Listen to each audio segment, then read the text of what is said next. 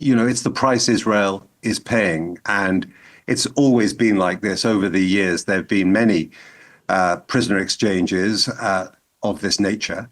And one of the actual warnings that some Israelis are concerned about is that Yahya Sinwar, who was the main architect of the attacks on the 7th of October 2023, he was released in an earlier prisoner exchange in 2011. He had served 22 years in an Israeli prison for killing some Israelis and also Palestinians who he said were collaborators working with the Israelis. That was one of his jobs. He went around going after people like that. So he was someone who got released in 2011 and then went back into, if you like, active duties with Hamas, moved up through the firmament until he was the top man in Gaza, and he planned those attacks. So people are saying, look, these are dangerous. And that's one of the reasons, I think, why, not the only reason, but one of the reasons why the best known names on the list that Hamas put forward are not being released by the Israelis, because they include people who took part in for example, in the second Palestinian uprising that started in 2000.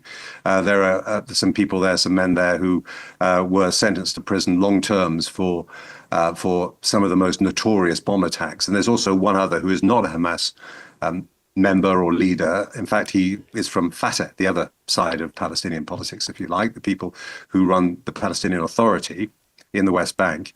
And that is Marwan Barghouti, who he was sentenced to, I think it's 5 life sentences plus a period of years for organizing attacks on Israelis in the second, deadly attacks that kill people in the second Intifada. And he is, though, seen not as a military figure, he's seen as a political figure by Palestinians, not by Israelis, who most of whom would, or many of whom would regard him as a terrorist. But he's often referred to as the Palestinian Nelson Mandela. Nelson Mandela, the South African leader, was sentenced to a long life sentence for sabotage in the Rivonia trials in South Africa in, I think it was 63, something like that. He served 27 years in jail. Then he was released, and we know what happened after that. At the end of apartheid, he became not just president, but an absolutely revered man around the world.